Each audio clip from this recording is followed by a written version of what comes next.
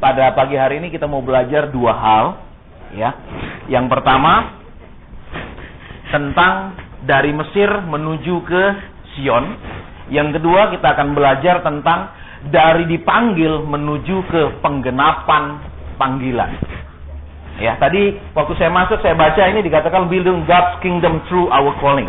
Jadi saudara, jelas sekali ya, Tuhan itu punya panggilan kepada setiap saudara dan saya.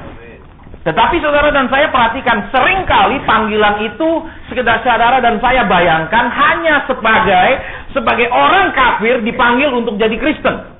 Terbatas hanya sampai di sana saja, saudara. Ya, padahal saudara dan saya tahu, saudara dan saya itu dipanggil bukan hanya sekedar menjadi orang percaya, tetapi berfungsi di dalam kerajaan Allah, saudara. Dan ini yang seringkali tidak dikhotbahkan. Karena kenapa, saudara? Satu, memang saudara yang berkhotbah tidak masuk ke level itu. Yang kedua, yang dikhotbahkan tidak tertarik dengan pelajaran itu, saudara. Ya, saya bersyukur kalau saya melayani di banyak negara-negara ya di luar Indonesia. Karena kalau di Indonesia, saudara, kita karena memang bangsa yang dulunya bekas percaya klinik, percaya bahwa nggak kerja uang datang. Betul, karena orang sampai sekarang pun percaya. Kenapa? Tidak percayanya kalau pelihara tuyul. Ada yang tidak tahu tuyul itu apa? Tolong angkat tangan. Baik, saya mau tahu. Ada yang tahu tuyul itu apa? Bangsa kita percaya nggak perlu kerja, ada duit. Kenapa? Pelihara tuyul. Tuyulnya yang pergi carikan uang, saudara. Sehingga apa? Di gereja pun walaupun mereka sudah percaya Tuhan, mereka mulai apa? Diiming-iming dengan hanya percaya Yesus, kasih persembahan kepada Yesus, perpuluhan, persembahan tatangan, persembahan buah sulung, mereka akan diberkati Tuhan, saudara. Jadi nggak perlu kerja. Iya, kenapa nanti sudah antar persembahan, pendetanya akan tumpang-tumpangi tangan, berkati, saudara, terus nunggu. Amin. Nah, ketika itu tidak terjadi, maka si pendeta akan katakan apa? Mungkin itu saudara masih mengalami ujian kesabaran, ujian iman, ujian macam-macam, saudara. Ya, sudah sabar pun 10 tahun mungkin belum dianggap sangat sabar. Amin. Ini yang jadi masalah, saudara. Sehingga apa yang terjadi, saudara? Kalau kita khotbah di Indonesia, kita harus khotbah yang tidak masuk akal. Terus terang saya katakan, kenapa? Saudara sudah percaya Yesus akan membuat saudara kaya. Salah, saudara. Kenapa Alkitab bilang siapa yang datang kepadaku, betul? Dia harus memikul salib. Amin. Ada salib emas? Tidak ada, betul? Salib itu kayu, amin. Dan isinya ada pakunya yang menyakitkan, betul? Nah, ini yang jadi masalah, saudara. Kenapa? Kita diajar untuk berpikiran yang tidak realistis. Sehingga apa? Bayangan kita ikut Yesus itu hanya sekedar untuk mengubah nasib, mengubah ekonomi, mengubah keluarga, hanya sampai di sana, saudara. Ya, dan ini menimbulkan apa? Masalah demi masalah dalam hidup orang percaya. Sehingga mereka akan berputar dari satu pergumulan ke pergumulan yang lain. Mereka akan berputar dari satu masalah ke masalah yang lain. Dan mereka tidak punya tujuan kehidupan, saudara. Nah, kembali ke yang tadi. Karena kita merasa dan kita punya pengertian bahwa kita dipanggil hanya untuk menjadi orang percaya. Kemudian kita merasa apa? Sekarang saya anak Tuhan, sudah dibaptis. Berarti Tuhan harus memenuhi segala kebutuhan saya, memperlancar segala rencana saya, memberkati segala usaha saya, betul? Kemudian apa lagi? Menuruti segala keinginan saya. Amin. Sehingga saudara tanpa sadar, saudara dan saya sudah diajar merendahkan Yesus. Yesus dikatakan raja di atas segala raja. Amin. Raja nurut rakyat atau rakyat nurut raja? Sedikit yang mengatakan seperti itu. Raja dituruti oleh rakyatnya atau raja menuruti rakyatnya? Agak ragu, bingung saya. Pak, di sini saling nuruti, Pak. Amin. Ya. Jadi saudara, ini yang menjadi permasalahan. Sehingga apa, saudara? Kita ikut Yesus hanya sampai percaya tobat baptis. Sesudah itu ingin dia berharap seumur hidup diikuti Yesus. Amin. No, ya tidak. Misalnya anak muda lagi pacaran, ya kan? Tuhan yang ini saja, yang ini Tuhan. Amin. Betul tidak? Begitu sudah nikah berantem terus, mulai tanya, kenapa yang ini? Betul? Iya kan, jadi Tuhan serba salah, saudara. Amin. Dia tidak izinkan, saudara akan bilang, Tuhan tidak mengerti keinginanku. Betul? Dia turuti. Sesudah itu, mengapa Tuhan izinkan? Iya kan? Kira-kira kalau jadi Tuhan seperti itu sebel enggak, saudara? Ya. Jadi sekarang kita akan lihat, ya, orang Kristen itu mestinya dalam perjalanan rohaninya mereka akan mengalami apa saja dalam tahap pendewasaannya. Itu yang pertama. Kemudian yang kedua, sesudah mereka dipanggil oleh Tuhan, mereka akan mengalami apa saja sampai rencana Tuhan, janji Tuhan semua terjadi dalam hidupnya. Ya. Nah, banyak yang tadi saya dengarkan ada yang baru datang dari Indonesia. Ngapain sekolah di Australia? Pertanyaannya kan sederhana. Betul? Ngapain sekolah di Australia? Tentu saja satu, mendapatkan pendidikan yang lebih baik. Amin. Amin. Dengan pendidikan yang lebih baik, harapan prospek ke depan semua lebih baik. Betul? Iya apa ya? Simpel kan? Dan tentu saja saudara, pendidikan yang lebih baik lebih mahal. Amin. Iya apa ya? Kedua, saudara lihat lagi. Kalau pendidikan itu mahal, lebih sukar atau lebih gampang? Loh, lebih sukar atau lebih gampang? Boleh di sini misalnya bolos, ya misalnya 1 semester begitu tidak ikut kuliah, kemudian oke, enggak masalah begitu. Begitu? Nah, berarti apa? Semakin mahal sebuah pendidikan, semakin sulitlah buat orang yang dididik. Amin. Amin. Tetapi kemudian itu menghasilkan sesudah dia lulus, itu membuat dia layak mendapatkan hal-hal yang lebih baik. Tuhan menerapkan juga hal seperti itu. Dia memberikan Yesus yang sangat mahal buat kita, betul? Yesus itu murah atau mahal? Mahal, tetapi seringkali dianggap murahan, betul? Kalau dia nggak nurutin saya nggak ke gereja, amin? Itu murahan, amin? Iya tidak? No. Kalau saya doa sudah 6 bulan dia belum jawab, sudah saya baca firman buat apa? Jadi semuanya menjadi murah. Saudara, sesuatu yang murah saudara perhatikan, misalnya, ya, saudara pakai jam murah. Ya, katakan beli di $10 lah untuk hiasan-hiasan saja. Kalau hilang saudara tangisi tidak? Enggak ada. Tapi kalau belinya maaf $100.000, hilang itu bisa dipikirkan berbulan-bulan. Amin. Nah, Yesus itu begitu mahal, firman-Nya begitu berharga. Tetapi orang nggak baca firman nggak rasa salah. Amin. Tadi kan pemimpin pujian sudah bilang, saudara, we want to obey. Iya nggak? Terserah itu keras, not comfortable for your ears, it's not my problem, it's your problem. Ya, karena kenapa? Hamba Tuhan harus berbicara seperti Rasul Paulus. Rasul Paulus katakan apa? Kiranya aku diberi karunia untuk diberi keberanian berbicara sebagaimana aku harus berbicara. Saya bersyukur, saudara, selama saya 2 kali di sini, selama duduk di sana Bapak Gembala nggak pernah bisikin saya suruh khotbah apa. Karena kalau di Indonesia, maaf, kadang kami diundang, di surat undangannya pun sudah ditulisi, khotbahnya harus tentang berkat. Kedua, saudara, kadang waktu duduk kami dibisiki, Pak, jemaat di sini jarang bayar perpuluhan. Tolong Bapak ingatkan di mimbar. Jadi apa, saudara? Mereka mengundang kami bukan untuk menyampaikan apa yang Tuhan mau bicarakan, sampaikan kepada umat, tetapi mereka mengundang kami menjadi perantara apa yang mereka mau sampaikan kepada jemaat. Sehingga nanti kalau kami sampaikan misal, saudara, ingat perpuluhan. Nanti mereka akan khotbah minggu depan bilang apa? Tuh, saudara, kan Tuhan mengingatkan kita. Buktinya apa? Pendeta kemarin tuh kan mengingatkan perpuluhan. Amin. Padahal kami udah di-setel duluan. Saudara, itu fakta. Saudara, saya banyak ngalami seperti itu. Dan ketika saya tidak tergerak menyampaikan apa yang mereka pesankan saya untuk sampaikan di mimbar, begitu saya turun, saudara, selesailah sudah. Dalam arti, we will never give you a chance to preach in our church in the future. Karena Anda tidak mengikuti mau kami. Sorry. Kenapa? We pay you to talk, then you have to follow our will. Simple. Itu yang terjadi, saudara. Saya berharap di negara ini tidak terjadi seperti itu. Hamba Tuhan bukanlah hamba uang. Ya, hamba Tuhan bukanlah orang yang bisa dibayar untuk melakukan sesuatu, menuruti sesuatu. Alkitab sudah catat ada satu orang hamba Tuhan nama Bileam. Dia ikuti apa yang menjadi kemauan Balak yang membayar dia. Dan saudara tahu akhir hidupnya disebut sebagai apa? Bileam yang adalah petenung. Seorang nabi menjadi petenung, turunnya berapa jauh? Tapi itu yang sedang terjadi saat-saat seperti ini, saudara. Saudara dan saya datang ke gereja. This is not a social gathering. This is a training ground for the warriors. Ya, this is the gathering of heroes.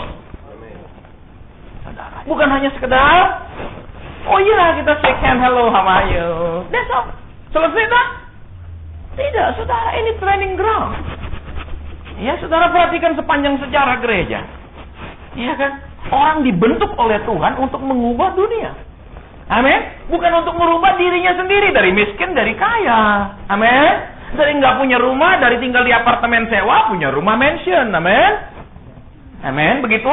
Tidak. Nah, sekarang kita akan lihat, saudara ya, karena terbatasnya waktu, ya, karena kalau di Indonesia kita bisa khotbah lama. Di Indonesia orang kurang kerjaan, saudara. Betul? Betul? Kenapa? Sudah jam 5 itu nggak ada kerjaan lagi. Iya kan? Betul? Kalau di sini coba saudara bilang, jam 7 orang sudah nggak keluar rumah.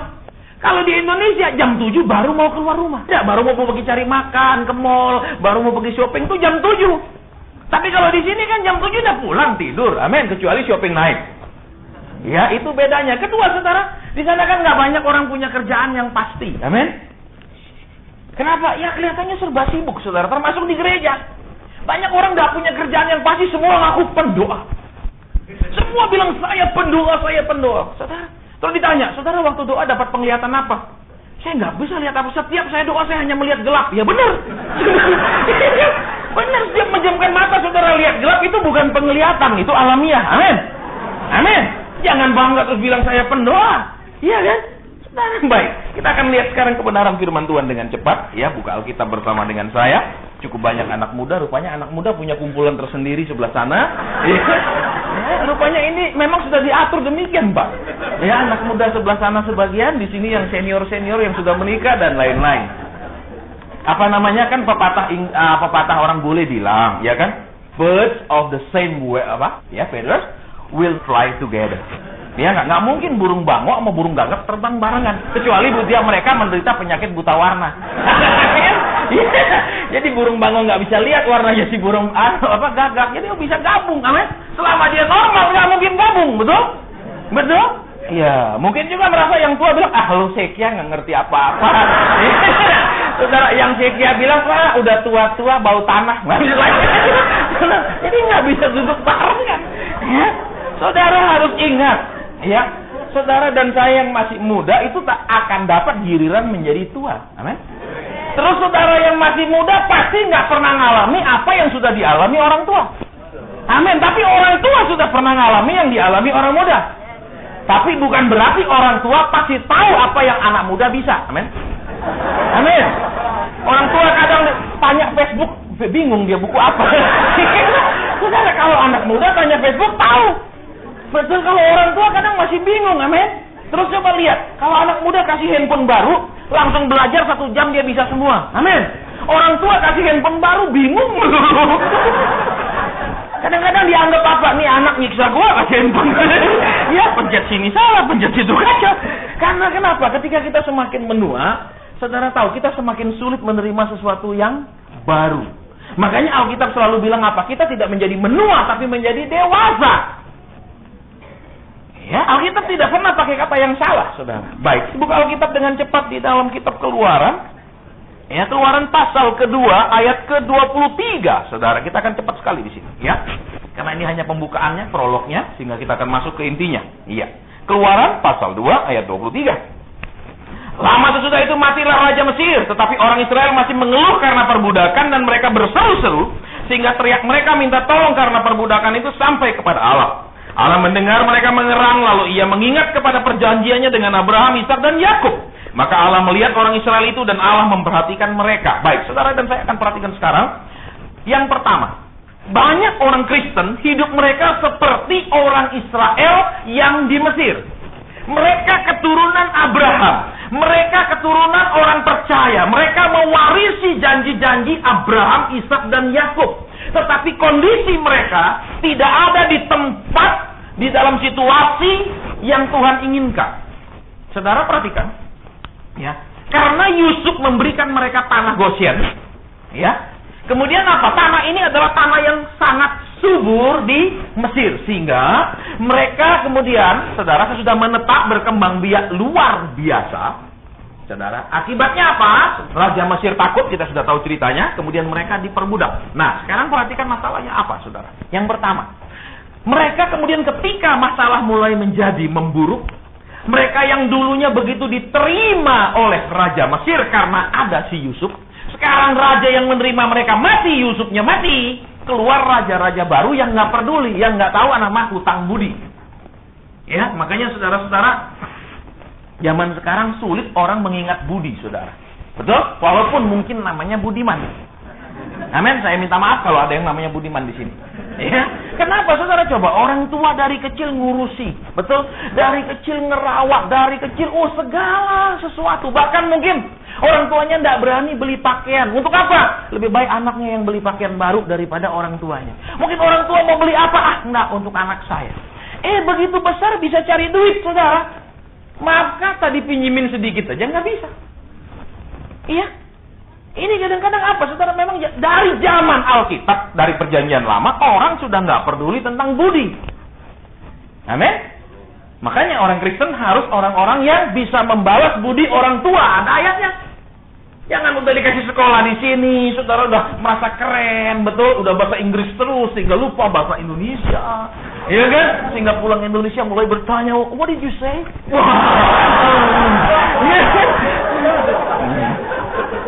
Loh, iya dong, saudara, ada yang begitu, saudara. Baru 6 bulan sekolah. Iya, itu memang canggih. Kenapa? Dia punya memang kelemahan daya ingat, saudara. Ya, kita maklumi, saudara. Mungkin itu memang hampir mendekati idiot. Ya, baik, kita lanjutkan. Jadi kalau saudara pulang besok, ya bahasa Indonesia lah. Amin? Amin? Jangan sampai sedikit-dikit bilang, ayo, udah mengerti itu loh, repot. Betul? Terus apa? Dikit-dikit kalau makan mau nyarinya, Vegemite. Ya, padahal di kampung makannya dulu daun singkong keren. Sekarang Vegemite. Ya, supaya nunjukkan dari Australia. Ya, mereka umat Tuhan, saking enaknya hidup mereka di Mesir, mereka tidak pernah berpikiran untuk balik ke tanah yang Tuhan sudah sediakan dan janjikan. Akibatnya kalau mereka susah sekarang, mereka hanya berseru, tolong menjawab kami, tolong lepaskan kami. Mereka tidak pernah berpikiran kenapa kami sampai seperti ini. Nah, banyak orang Kristen seperti itu, saudara. Mereka hanya berpikiran, mengapa saya ada masalah ini? Mengapa saya punya kekurangan ini? Mengapa saya punya penyakit ini? Terus berseru untuk dijawab, ditolong, disembuhkan. Mereka tidak pernah melihat di mana letak salahnya, di mana letak problem yang sebenarnya. Ini yang jadi permasalahan. Sehingga apa? Kita ada masalah, oke, kita doakan. Ada problem, kita akan puasakan. Masalahnya sekarang apa penyebabnya? Ya, penyebabnya sangat sederhana, kan? Mereka terlalu asik tinggal di Goshen sampai lupa pulang. Amin. Kan coba saudara lihat, kelaparan berapa tahun? 7. Lihat, sesudah kelimpahan terus apa? Kelaparan. Sesudah selesai kelaparan, ada lagi kelaparan nggak? Tidak ada. Normal kembali, kan?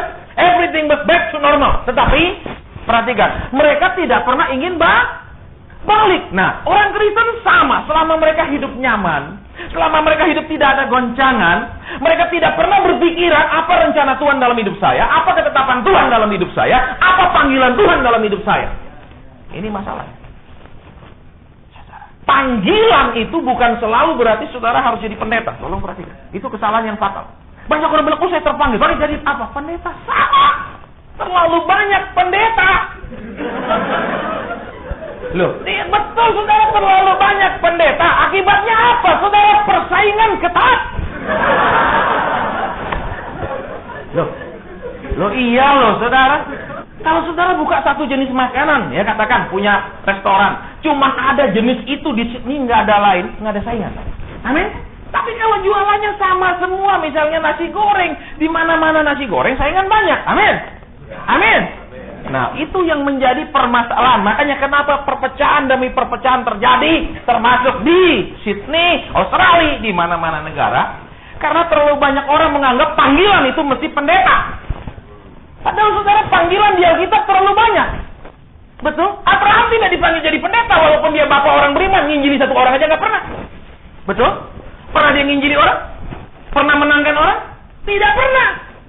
Betul? Jadi kita mau perhatikan saudara pengertian panggilan. Ya. Nah, kelemahan gereja adalah, saya mau beritahu saudara. Ya, kelemahan gereja adalah they don't know the callings of each of the member. Ya, maunya mereka apa? Simple. That every Sunday you sit and then you sing and then you give. That's all. Itu simple, saudara. Sehingga yang terjadi apa? Mereka tidak pernah tahu panggilannya sebagai apa. Mereka hanya disuruh jangan bikin dosa. That's all. Terus apa? Nunggu berkat Tuhan sekarang. Nunggu kau akan diperkaya. Engkau kalau tamat nanti kau pulang ke Indonesia jadi konglomerat. Hanya sampai di sana. Terus saya diciptakan jadi apa? Saya nggak tahu. Paling jadi kalau ibu ajar wanita, ya saya habis jadi ibu, habis itu saya jadi nenek. Amin. Gitu kan? Lo bapak juga sama kan? Anak muda, saya habis ini saya jadi bapak terus jadi kakek, terus jadi apa? Kerangka. Nah, kembali ke sini sekarang, ya. Jadi apa? Tuhan punya ketetapan, Tuhan memberikan tanah Kanaan. Jadi mereka harus ke sana, mereka harus balik. Jangan lagi nyaman, lupa. Nah, orang Kristen sama, kalau lagi nyaman, susah saudara diajak untuk masuk rencana Tuhan, susah untuk nurut maunya Tuhan. Tapi kalau sudah lagi susah, coba. Misalnya saudara ada anak muda sini, misal tiba-tiba papa bangkrut. Terus nggak ada duit. Terus kuliah lagi nggak bisa bayar. Kalau datang, Pak, tolong doakan saya. Pendetanya bilang, doa semalam. Nurut pasti. Gampang, saudara. Harus dipepet, ditekan, dihancurkan, baru nurut.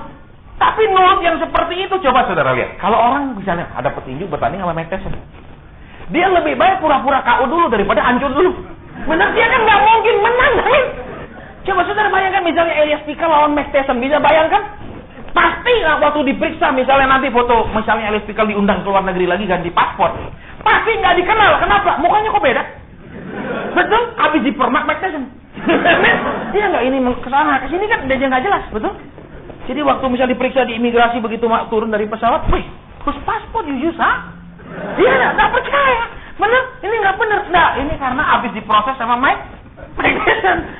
Saudara dan saya, baikkah keadaan saudara dan saya, burukkah keadaan saudara dan saya, Tuhan tetap punya rencana yang Dia mau saudara dan saya ada di dalamnya. Ya, ini yang pertama. Oke, yang kedua, saudara. Ya.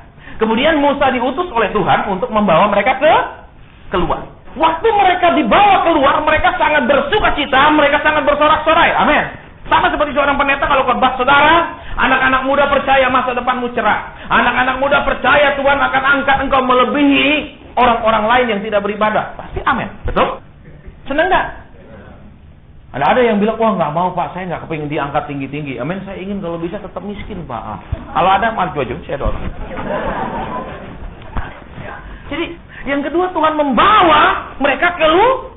Sama seperti saudara dan saya, entah saudara dari kecil sudah Kristen, entah baru jadi Kristen, Tuhan punya rencana membawa saudara dan saya keluar.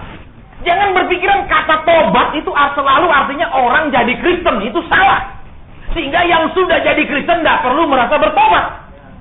Saudara, justru yang paling perlu bertobat adalah orang yang sudah Kristen. Kenapa? Karena orang yang sudah Kristen ini, saudara, mereka jangan lagi ikut hukum Taurat dalam arti, kalau udah tidak membunuh, tidak nipu, tidak gini sudah baik. Salah, itu belum. Saudara, kalau cuma seperti itu saja, ajaran lain juga sama. Tetapi gimana? Saya harus nurut apa pimpinan Tuhan, apa kata Tuhan dalam hidup saya. Itu dia baru Kristen. Saudara, lihat waktu Yesus turun ke bumi, ya kan? Yang nentang dia siapa? Orang yang ngerti hukum Taurat. Amin. Amin. Siapa lagi? Orang Farisi yang diberkati secara ekonomi luar biasa. Orang Saduki yang memegang kekuasaan agama, nentang dia. Orang yang terlalu kaku beragama, nentang dia. Terus orang yang punya duit pengusaha, orang-orang Farisi, nentang dia juga. Orang yang ngerti firman luar dalam, nentang dia. Karena kenapa? Tuhan tidak pernah bermaksud membuat sebuah agama yang namanya agama Yahudi maupun agama Kristen. Kenapa? Waktu Tuhan menciptakan Adam dan Hawa, Tuhan tidak membuat sebuah kitab untuk mereka melakukan sesuatu menurut kitab itu. Tuhan hanya datang kepada mereka bergaul, bercakap-cakap, itu saja. Tapi sesudah mereka jatuh dalam dosa, Tuhan harus membuang mereka pergi jauh. Karena Tuhan kudus. Kalau kudus sama kudus gabung, gawat. Oke, jadi jangan saudara bilang, seperti kemarin ada yang SLA hubungi saya. Ya, dia kuliah di Jerman, terus pacaran sama orang nggak percaya Tuhan. Ceweknya nggak mau dia jaga gereja. Ya, jadi apa? Dia hubungi saya. Kok Asen? Ini cewek saya nggak mau ke gereja. Nggak apa-apa kan, saya terus jalan, saya mau tunangan. Saya bilang sama dia, saya tidak bisa mendoakan kamu terus kalau seperti ini. Banyak orang merasa Tuhan itu fleksibel. Amin. Loh, sekarang masalahnya gini loh, saudara. Mengapa anak-anak muda kadang-kadang, baik pria wanita, ya, tidak menganggap bahwa harus pernikahan itu sesama orang percaya? Karena mereka melihat contoh orang tua mereka sendiri yang diberkati di gereja, nggak pernah benar hidupnya. Jadi mereka merasa apa? Diberkati di gereja aja berantem, diberkati di gereja aja selingkuh. Amin. Sama-sama yang di luar. Sehingga susah kalau kita mengatakan kita harus menikah sesama orang percaya. Dia bilang, apa bedanya? Ya, cewek yang percaya sama nggak percaya hidungnya sama ke bawah. Bahkan maaf, yang nggak percaya seringkali penampilan lebih seksi. Ya nggak, kalau yang percaya kan semua ditutupin sampai sini, tutupin, serem. Amin. Tapi bukan berarti terus semua dibuka, men. Awas. Baik, saudara. Kita kembali di sini, ya. Jadi kita masuk ke poin yang kedua. Musa membawa mereka keluar. Sekarang perhatikan waktu Musa membawa keluar. Karena Tuhan yang membawa, yang memanggil, yang menyuruh keluar, Tuhan menjamin. Dia karunkan mana, dia buat apa saja yang perlu bagi umatnya. Waktu mereka haus, Tuhan belah gunung batu. Waktu kepingin daging, Tuhan kasih burung apa? Burung puyuh. Ya, kenapa Tuhan kasih burung puyuh? Kenapa tidak Australian beef? Ya, kemungkinan terlalu jauh di bawahnya, amin. Kalau Tuhan bilang baik, bikinlah perahu seperti zaman Nabi Nuh, ambillah ke Australia, kelamaan, mati semua duluan, amin. Jadi yang simple saja, amin. Daging yang ada, burung puyuh zaman itu dibikin itu. Betul. Padahal di sana juga banyak kalajengking. Kenapa nggak daging kalajengking? Ada yang tahu? Di padang gurun kan banyak ular. Kenapa Tuhan nggak kasih ular aja suruh makan, amin? Banyak yang bilang, saya nggak pernah mikir sampai sana, Pak. Kenapa nggak pernah mikir? Saya sendiri udah nggak habis pikir sampai hari ini. Ya, baik. Oke, kita lanjutkan. Jadi, yang kedua, sementara Tuhan tetap memelihara mereka, memberi kemurahan kepada mereka, Tuhan menurunkan hukum-hukumnya untuk mereka. Pemeliharaan jalan terus, hukum diturunkan untuk mulai dilakukan. Tetapi lihat, mereka tertarik sama pemeliharaannya, tidak tertarik sama hukumnya. Mereka tertarik sama minta semua yang mereka mau, tapi tidak pernah memperdulikan peraturan-peraturannya. Nah, sama dengan orang Kristen. Kalau kita mulai mengajar mereka, saudara-saudara, siapapun kita harus hidup menurut kehendak Tuhan. Wah, tidak enak ini khotbah. Tapi kalau saudara-saudara, karena hari Minggu mestinya saudara punya waktu untuk libur, mestinya saudara bisa jalan-jalan, saudara pergi gereja, maka Tuhan mulai memperhitungkan hal itu. Dia mulai menyiapkan segala sesuatu. Dia mulai menyiapkan, dia mulai membungkus paket untuk memberkati engkau. Pasti aneh.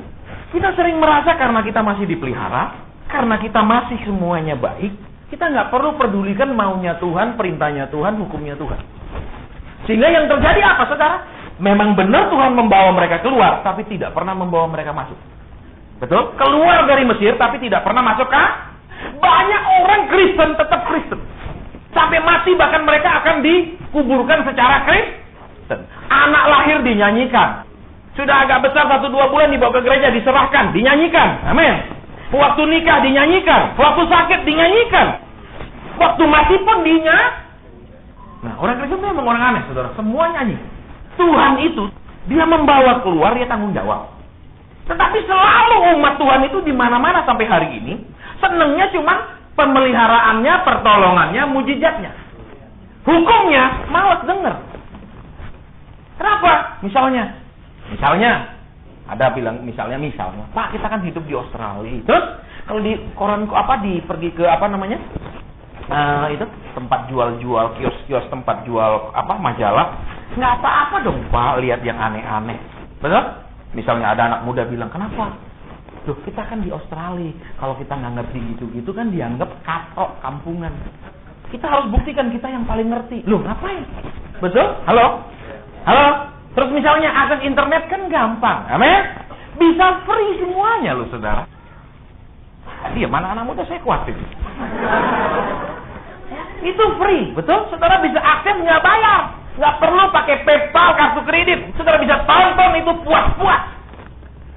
Sementara yang berbau kekristenan kadang-kadang masih bayar. Ada satu website dari Indonesia, itu mesti bayar. Jadi pendeta-pendeta punya khotbah-khotbah, dia masukkan di situ. Kalau saudara mau dengar, itu mesti bayar pakai kredit card. Nomor kredit card masukkan, itu 1 tahun $80 US. Salah satunya ada khotbah yang dimasukkan di situ. Ya, terus ada anak-anak muda, ya, karena saya sering ke pelayanan di Eropa, anak-anak muda yang juga mereka buat di situ. Mereka juga upload saya punya khotbah. Nah, sama. Ini bisa ngamuk, saudara. Telepon mereka. Kenapa kalian masukkan khotbah-khotbah ini di internet? Loh, kan nggak apa-apa. Kami nggak minta duit, kami nggak minta apa supaya semua orang boleh dengar. Dia jawab apa? Kalian harus tahu saya bayar ke orang-orang itu. Dia katakan saya bayar untuk menaikkan. Terus anak-anak dari Jerman telepon saya, kok benar dibayar? Saya bilang 1 rupiah dia nggak pernah kirim ke saya rekaman khotbah saya. Dan itu bisa dilakukan, saudara, atas nama kekristenan. Setan bisa kasih gratis, kenapa umat Tuhan nggak bisa kasih gratis? Karena kenapa? Kadang-kadang semuanya lari ke uang, semuanya lari ke duit. Setan bisa kasih gratis, kok kita nggak bisa, heran. Masa kalah sama setan? Amin. Oh, saya kalahkan setan, Pak, saya tengging-tengging. Oh, kalau masalah tengging-tengging sih iya, saudara. Tapi masalah yang lain kita banyak kalah sama setan. Contohnya, pergi hari Minggu, tiap minggu pergi gereja. Belum tentu kelakuannya ketuhanan, banyak kan seringkali kesetanan. Aneh kan? Tuhan membawa keluar, tetapi di luar dia harus mendidik, mengajar supaya masuk Kanaan, sikap mereka, rohani mereka, hidup mereka benar. Tuhan mau menggenapi janjinya dalam hidup setiap saudara dan saya, menjadikan saudara dan saya terkemuka, menjadi terkenal, menjadi diberkati dan segala macam cerita di dalam Alkitab ini. Tetapi dia seringkali harus dulu membentuk kita. Supaya nanti misalnya diberkati, nanti janji-janji Tuhan digenapi, tidak hidup ngawur. Saya banyak ketemu, saudara. Bahkan itu di lingkungan para pendeta yang terhormat. Kenapa? Masih pelayanannya seberapa puluh jemaat. Semua jemaat perhatiannya sama. Kenapa? Cuman 10-20 orang. Tapi kalau sudah mulai banyak, mulai terjadi pemilahan. Mulai terjadi apa? Dia membuat segmentasi. Artinya, yang datang naik Hummer, yang datang naik bus, itu segmentasinya berbeda. Kalau yang ini tidak datang gereja, somebody has to ring. Kenapa? Ini naiknya Hummer. Tapi kalau naik bus, who cares? Nggak datang seminggu juga nggak apa-apa, nggak datang sebulan nggak apa-apa. Kenapa? Masukin di sini cuma logam $1. It doesn't make any difference with that $1. Tapi kalau perpuluhannya katakan 1 bulan itu 10.000, wow, it makes a lot of difference then. Especially if he moves to another church, we lose our income. Saudara, ini yang terjadi. Mereka mulai membedakan jemaatnya. Mereka mulai memilah antara bukan domba yang dikasih, tapi dia lihat bulunya tebal nggak, dagingnya banyak nggak. Dia nggak peduli domba. Tuhan Yesus nggak membedakan. Tuhan Yesus cuma membedakan domba dan kambing. Nggak ada pembedaan berdasarkan domba gemuk, domba kurus, nggak ada. Tapi itu mulai, saudara.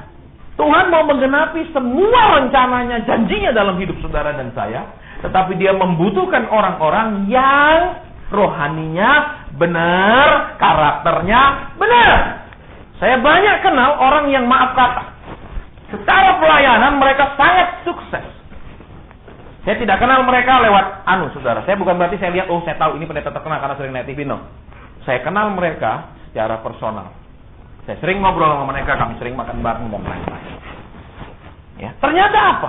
Yang disampaikan di mimbar tidak sama dengan yang dipraktekkan di bawah. Karena ada yang namanya, kalau di dalam pelajaran personal behavior, itu ada namanya halo effect. Halo effect itu apa? Saudara, seringkali saya melihat hanya satu sisi dari seseorang. Pelayanannya betul. 10,000 people attend this church.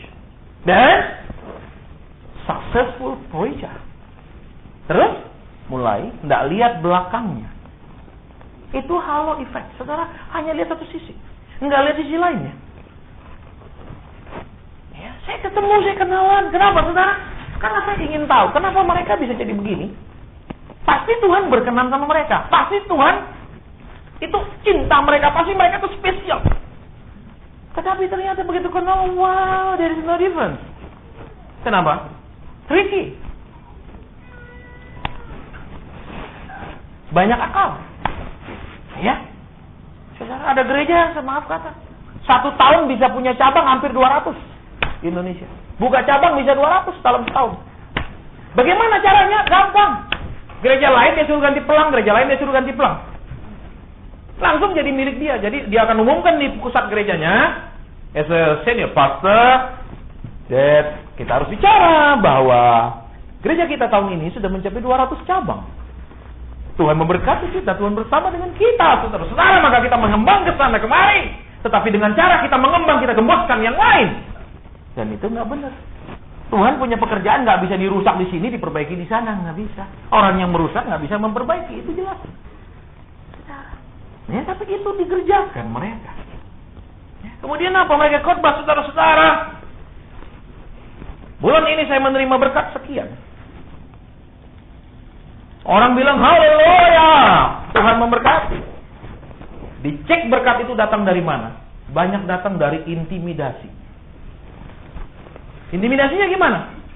Telepon yang kaya-kaya. Hei, Tuhan bilang, tabur sekian miliar. Kalau kamu tidak tabur, tahun ini Tuhan akan habiskan hartamu. Jadi orang-orang pengusaha-pengusaha itu takut, saudara. Kenapa? Well-known preachers.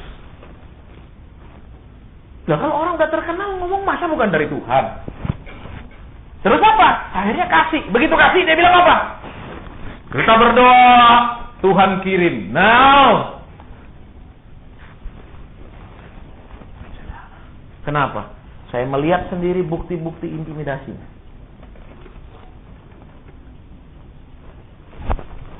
Ya, mereka cerita. Banyak pengusaha bilang, Pak, saya diancam. Ini bukti SMS. Kalau engkau tidak menabur, tahun ini usahamu hancur. Ada lagi, kami minta Anda nabur sekian. Dan jumlahnya nggak kecil loh, saudara, itu miliar. Jadi jumlahnya ratusan ribu Australian dollars. Kalau Anda nabur, setan akan begini dan Anda akan. Kemudian begitu mereka naik mimbar, mereka akan berilang bahwa Tuhan mengirim semua keperluan kita. Tuhan mencukupkan semuanya. Dan jemaat bilang luar biasa. Tapi di balik itu intimidasi demi intimidasi. Tuhan tetap ingin membawa saudara dan saya. Dia menjamin segala sesuatu, tetapi perhatikan, ya, dia ingin saudara dan saya masuk ke Kanaan dengan karakter yang berbeda.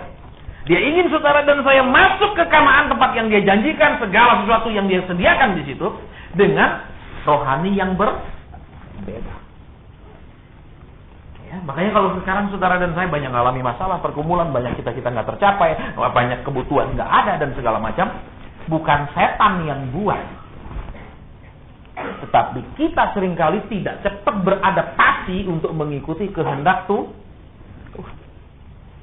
Mungkin saudara saya sudah ke gereja. Maaf kata, saudara saya mau beritahu saudara satu hal. Ke gereja adalah salah satu bagian daripada tindakan ketaatan, bukan satu-satunya. Kedua, membayar perpuluhan itu juga salah satu tindakan iman, tindakan ketaatan, bukan satu-satunya. Contohnya, ya, banyak orang mengajar begini. Kalau saudara sudah bayar perpuluhan, semua usaha saudara lancar, semua masalah saudara terjawab. Itu Alkitabiah tidak. Tidak. Kenapa? Kalau saudara perhatikan di kitab Kejadian, sesudah Abraham memberi perpuluhan kepada Melkisedek, dia tidak langsung punya anak. Betul? Tidak langsung. Dia masih punya masalah dan masalah. Dia masih punya pergumulan demi pergumulan sesudah dia bayar perpuluhan. Jadi apa, saudara?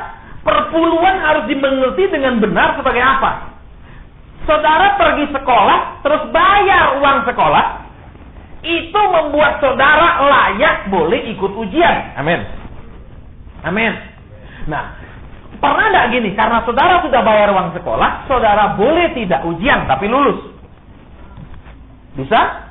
Nah, saudara banyak orang mengajar kalau saudara mengantar perpuluhan, masalahmu diselesaikan.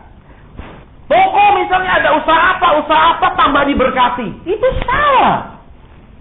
Kenapa? Bayar perpuluhan itu bayar biaya sekolah sama Tuhan. Akibatnya apa? Ntar kalau ada ujian boleh ikut. Loh, kok diem? Loh, kalau gitu saya nggak bayar perpuluhan biar nggak ada ujian. Boleh nggak naik kelas terus? Ini yang sering kali salah, saudara. Ya, ini yang sering kali kebalik. Kenapa kita nggak belajar asal awalnya? Abraham sudah bayar perpuluhan sama Melkisedek, malah nggak punya anak, tetap bertahun-tahun. Bahkan Alkitab catat, sesudah 10 tahun dia menetap di Kanaan, belum punya anak. Udah kasih perpuluhan loh, 10 tahun nunggu belum. Saudara bayar perpuluhan salah satu tindakan ketaatan. Terus apa? Supaya nanti kalau ada ujian boleh kok nggak ada amin? Kalau saya khotbahnya supaya kalau ada ujian saudara boleh nggak ikut, pasti banyak amin. Benar. Supaya jangan maaf kata, ya, penggelapan, penipuan, intimidasi, kepalsuan. Yesus marah itu, coba lihat. Satu, dia marah sama ahli Taurat orang Farisi. Kedua, dia marah di bait Allah, betul? Cuma 2 kali dia marah. Betul? Dan sama orang yang jenisnya cuma 2 ini kan. Nggak jenis lain dia marah. Karena kenapa? Dari dulu Alkitab bilang, rumahku kau jadikan sarang Yang pernah nonton Pirates of the Caribbean, angkat tangan. Yang namanya penyamun, itu minta baik-baik apa rampok? Minta baik-baik apa rampok? Rampok. Kedua, kalau sarang penyamun, itu penuh barang pemberian, persembahan atau rampokan? Yakin? Iya, itu penuh barang rampokan. Kenapa, saudara? Karena semua disimpan, semua diambil, dimasukkan, tidak pernah bisa dikeluarkan. Betul? Semua hanya untuk bangun gedung gereja, gedung gereja, gedung gereja. Sementara orang nggak makan, nggak ada yang peduli. Betul? Sementara orang susah nggak bisa bayar apa, nggak ada yang peduli. Kenapa? Semua diambil sendiri. Bahkan cara ngambilnya gimana? Rampok. Ada yang tanya, Pak, saya mau tanya. Saya usaha ini, ya, ada yang usaha ke restoran. Terus dari total omset saya kasih perpuluhan, atau kan saya di restoran kan mesti beli bahan-bahan, betul? Nggak dikirim malaikat di lemari tiba-tiba ada, iya kan? Saya berkasih perpuluhan, caranya gimana? Ada pendeta yang bilang pokok dari omset potong 10% langsung. Sedangkan ini bahan berapa? Termasuk harga bahan dimasukkan. Saudara, saya bilang tidak. Kenapa? Lalu cuan berapa? Ini kan ada cost-nya berapa, ya kan? Terus sales-nya berapa? Potong. Nah, dari untung itu baru dibayar perpuluhan. Jangan beli apa dijadikan perpuluhan. Bangkrut orang, saudara. Ini alasannya apa, saudara? Beriman, beli lebih banyak. Iman bukan memberi lebih banyak, tapi taat lebih banyak. Kalau memberi lebih banyak itu bukan iman, tapi bukan orang beriman, tapi donatur. Ya, terus kita akan masuk ke yang ketiga. Sesudah mereka dipimpin oleh Musa nggak bisa memimpin mereka masuk. Karena kenapa? Sementara hukum diturunkan terus, mereka tetap maunya dirinya sendiri. Akhirnya terjadi penggantian kepemimpinan. Penggantian kepemimpinan itu kadang-kadang perlu. Saya sering kali khotbah di gereja yang pendetanya udah nggak bisa jalan. Masih mau di mimbar. Khotbahnya udah namanya orang ada 70-80 tuh khotbahnya udah kesana kemari. Dia ulang lagi ngomong yang tadi. Dia kenapa? Kan sudah penyakit degenerasi saraf. Itu kan pengaruh sama orang. Tetap masih mau ngomong di mimbar. Kenapa? Biar aku mati syahid di mimbar. Saudara, banyak pendeta terikat sama mimbar, bukan terikat sama Tuhan. Kenapa? Kalau nggak doa di rumah, dia nggak rasa apa-apa. Tapi kalau nggak khotbah sehari, badannya sakit semua. Itu dia terikat sama mimbarnya, bukan terikat sama Tuhan. Sehingga sampai mati nggak mau serahkan mimbar. Makanya gereja zaman sekarang ada banyak kudeta, betul? Lebih dari G30S. Saudara, zaman sekarang seperti itu. Karena kenapa? Yang tua kan Alkitab bilang ada masa pensiun bagi pendeta. Pendeta tidak pernah mau pensiun. Kenapa? Kalau pensiun kan gaji kecil. Amin. Biar saya kerja sampai mati. Nah, penyakit, saudara. Makanya saya kalau boleh saran, saudara ya. Bapak Gembala, saudara harus kasih setiap tahun 2-3 kali libur. Jangan, dia kan gembala, dia nggak boleh pergi, dia harus di sini tiap minggu. Dia pasti boleh libur. Kenapa? Mesti ada sesuatu yang fresh lagi. Jangan dia gembala, enak aja digaji, enak aja gini pergi jalan-jalan loh. Harus kasih libur. Kalau perlu ada jemaat yang diberkati, misalnya berikan tiket, ya kan? Buat bapak dan ibu bisa jalan-jalan misalnya 2 minggu. Lihat, oh, iya pak, tiket bioskop. Buat orang $10 dipakai angkat tinggi-tinggi. Iya perlu, saudara. Ya. Supaya kenapa? Orang juga kalau gitu-gitu terus, saudara perhatikan. Sesuatu yang dikerjakan rutin, kualitasnya akan menurun, bukan naik. Karena kenapa? Kejenuhan. Ya, jadi orang perlu libur. Nah, jadi mulai hari ini pikirkan itu, amin. Saudara, upahnya besar loh di surga. Lah, perlu pendeta liburan. Jangan saudara lagi jalan-jalan di mall, telepon Pak, dukung saya doa. Saudara yang punya masalah, dia di rumah. Saudara yang punya masalah di rumah. Saya kadang jengkel sama umat Tuhan. Telepon saya suruh doakan apa? Kadang-kadang saya telepon, iya Pak, tolong doakan. Saya bilang situ dong doa. Saya lagi di mana? Singapura. Kok enak? Dia pikir apa? Aku tak kayak duit kamu doakan aku jalan ya. Tuhan bilang, nah, yang punya masalah yang berdoa, kamu dukung doa, bukan kamu ambil alih doa. Saudara, banyak orang merasa gitu. Coba saudara maaf katanya kuliah-kuliah. Coba dulu tiap PR dikerjakan pembantumu. Amin. Engkau bisa jadi pinter kan? Nilai 10, bener semua. Siapa yang kerjakan? Pembantu. Kan goblok anak ini, betul?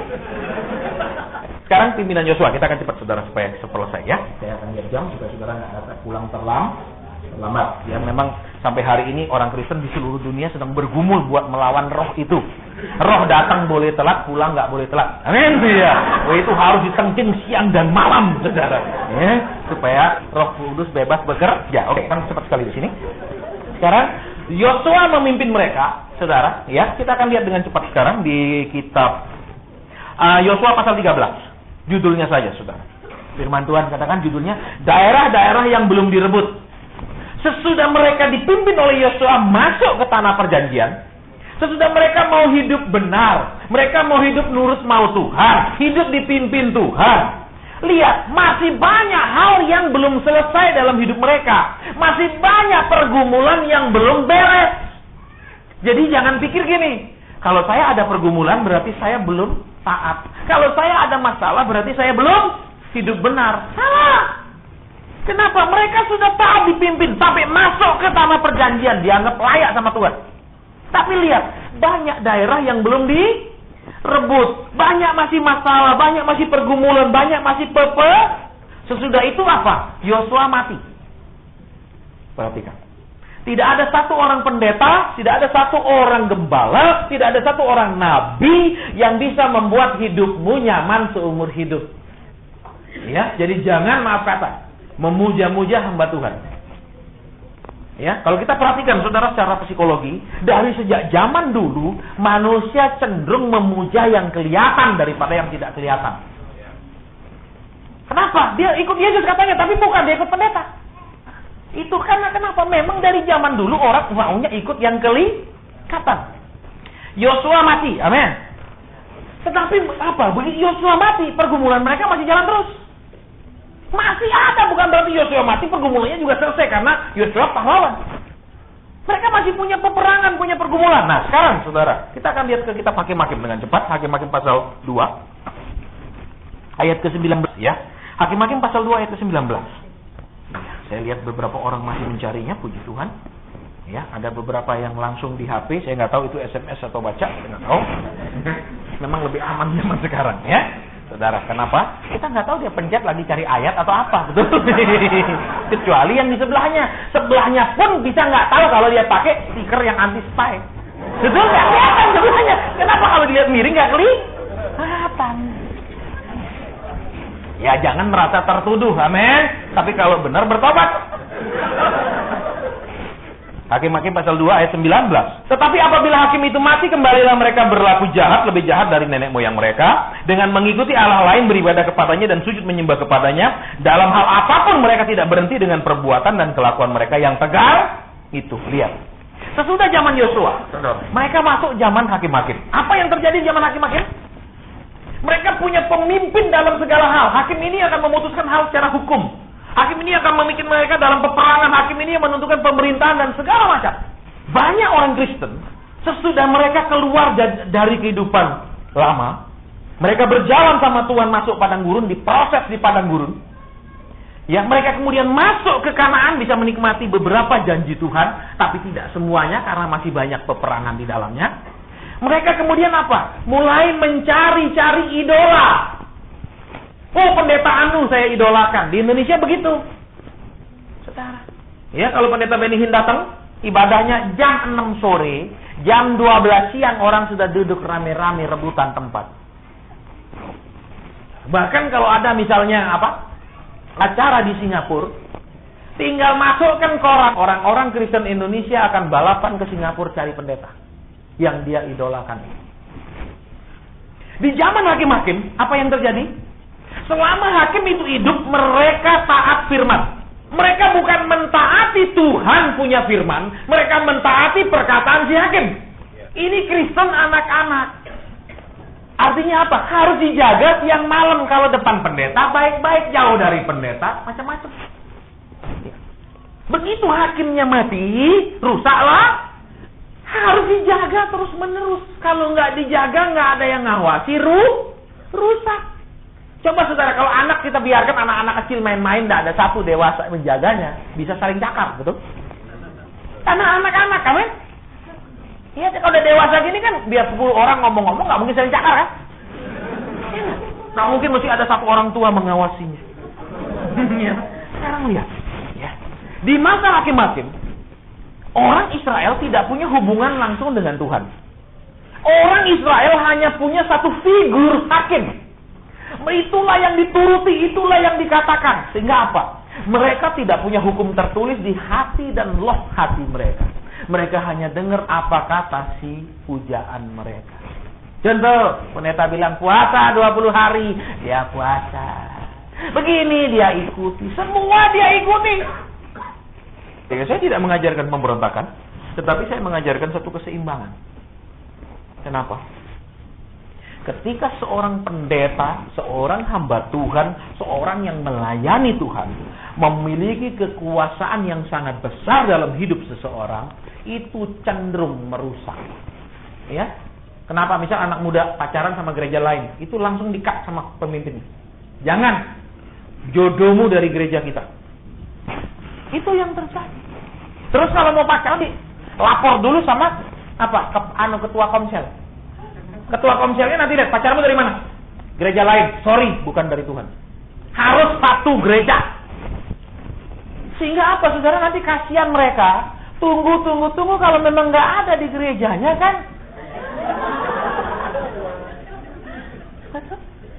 Tapi itu sudah terjadi, saudara. Harus satu pengajaran. Ini, saudara, dikuasai. Bulan Juli kemarin, ya. Kami buat retreat di Trier, Jerman. Yang datang pesertanya dari 5 negara. Waktu kami doa, begitu sampai di Trier, ya, kami langsung pergi ke cari informasi kota itu apa sebenarnya. Ya, kemudian kami berdoa di depan Porta Nigra itu. Porta Nigra itu itu kota Trier adalah kota tertua di Jerman yang dibangun abad ke-4, ya. Dan disitulah lahir yang namanya Karl Marx, bapak komunis. Di situ juga lah lahirnya mulai perpecahan gereja Ortodok Timur dan Barat. Saya nggak tahu ceritanya, jadi saya nggak baca banyak. Tuh, kami doa, Tuhan, apa pesanmu buat kota ini? Tuhan katakan darah. Saya sampaikan sama pengurus yang ini panitia. Saya dapat kata darah. Mereka juga bingung, apa ya Pak darah ya? Nah, ternyata saya mulai baca lagi buku tentang itu. Disitulah sumber awal yang ada gereja ortodok. Yang paling tua itu gereja-gereja ortodok. Nah, kemudian pecah. Kenapa? Karena ada tokoh-tokoh agamanya yang mengatakan Yesus itu hanya ciptaan Tuhan. Yang satu bilang Yesus Tuhan, yang satu bilang Yesus ciptaan Tuhan. Amin. Jadi ini bentrok. Di zaman hakim-hakim. Apa? Idola. Nah, banyak pendeta juga punya idola, saudara. Lihat gereja itu bertumbuh besar, ikut gabung ke sana. Lihat ini tumbuh besar, ikut gabung ke sini. Semua mendewakan pertumbuhan yang dimaksudkan sebagai pertambahan jumlah. Itulah pertumbuhan. Pahlawan itu tidak banyak di Alkitab. Betul. Gideon cuma perlu 300 orang. Dia tidak perlu, saudara perhatikan. Waktu itu yang ikut 30.000 lebih. Betul? Tuhan bilang apa? Aku pilih. Aku cuma butuh 300. Nggak perlu banyak. Justru yang banyak itu bodoh. Cuman kenapa senang banyak? Karena ininya bisa penuh. Kalau banyak, itunya penuh. Sementara mereka tidak pernah dewasa. Kita nggak butuh Kristen terlalu banyak di Indonesia, terlalu banyak di Australia. Kita butuh Kristen yang berkualitas. Ini katakan tentara khusus nih, ya, Special Force. Special Force-nya cuma 10 orang. Betul? Lawan Ranger 1.000 orang menang. Nggak perlu jumlah yang banyak, tapi kita senang jumlah yang banyak. Yesus cuma perlu 12. Waktu 5.000 ikut dia bilang apa? Kamu ikut aku karena apa? Karena makan apa?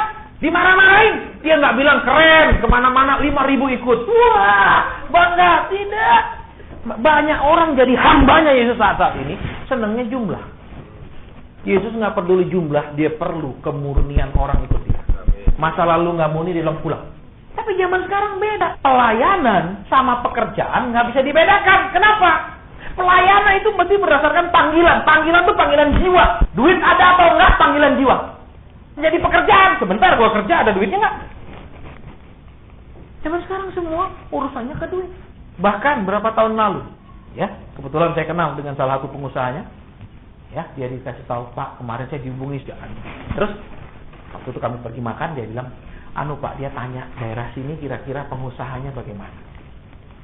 Karena kami mau bikin gereja di sini. Coba saudara, yang ditanya pengusahanya, bukan ini berapa jiwa belum diselamatkan.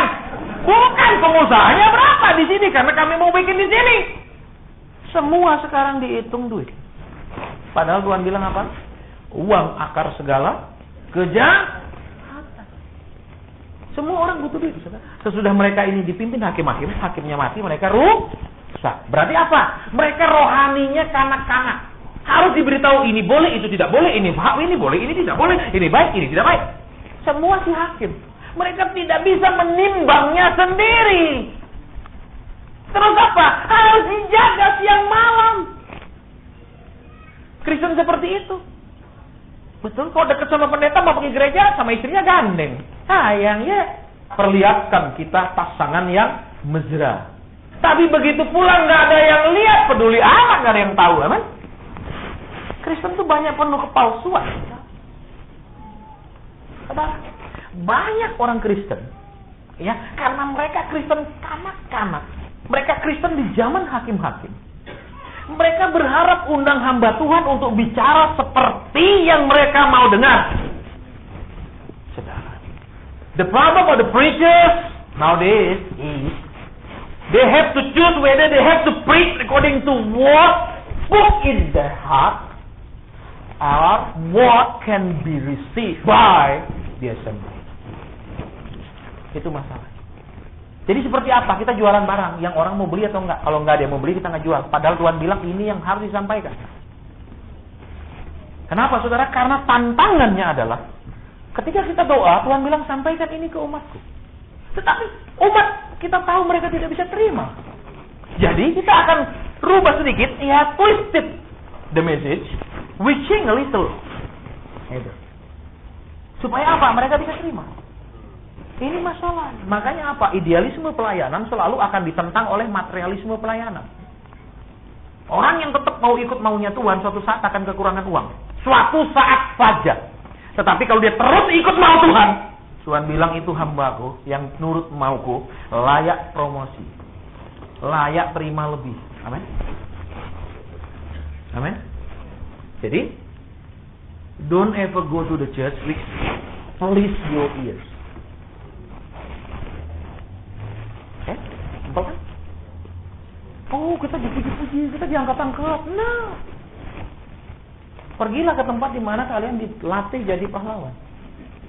Pahlawan tuh pasti ada lewat peperangannya, lewat pergumulan. Amin. Loh, tentara pulang perang utuh, bajunya bersih, baru seragamnya. Ini perang apaan? Main perang paintball aja kotor. Nah, tapi ini yang sedang terjadi. Orang merasa apa? Gereja terlalu banyak. Saya mau pergi, itu sudah bersyukur pendetanya. Itu salah. Ini pekerjaannya kan. Kalau benar ini pekerjaan Tuhan, biar nggak ada orang antar uang, Tuhan bisa kirim lewat malaikat uang itu. Jadi sampaikan yang Tuhan taruh di hati itu. Jadi dia setelah zaman hakim-hakim, zaman raja-raja. Di zaman raja-raja, saudara, ya Daud jadi raja. Tetapi lihat, kuasa rohani tidak ada di dalam dia. Itu ada di dalam nabi-nabinya, yaitu Samuel, Nathan, Nabi Gad. Daud punya kuasa jasmani atas negara, tapi kuasa rohani, pernyataan Tuhan, pimpinan Tuhan segala macam lewat nabi-nabi. Berarti apa, saudara? Ini sudah hampir mendekati pola yang Tuhan mau, yaitu imamat rajani. Sudah jadi raja tapi belum jadi imam. Bisa? Banyak orang punya duit, tetapi banyak penyakit nggak bisa disembuhkan dengan duit. Beberapa hari lalu saya ketemu, waktu saya khotbah di Daring Harbor itu, anak perempuan waktu saya doa, Tuhan kasih lihat, dia berkaca dan ini kulitnya bermasalah. Saya katakan, di sini ada, setiap engkau berkaca, engkau melihat kulitmu punya masalah. Dia maju, eksim semua. Eksima. Saya pernah ketemu itu di Jerman, ya, di kota Düsseldorf, anak muda, laki. Eksim itu seluruh ini wajah keluar air, cairan. Dan walaupun dia tinggal di Jerman, dokter tidak bisa menyembuhkan penyakit itu. Lihat. Sekarang dia butuh apa? Kuasa imam. Daud punya kuasa secara materi, secara duniawi. Tetapi dia tidak punya kuasa secara rohani. Dia cuma raja. Jadi apa, saudara? Jangan berhenti kalau sampai punya duit. Jangan berhenti kalau udah punya duit, sudah. Ini sudah tujuan hidup. Sudah tercapai semua. Rumah sudah mewah, betul? Duduk pun bisa mijit sendiri kursinya, misalnya itu.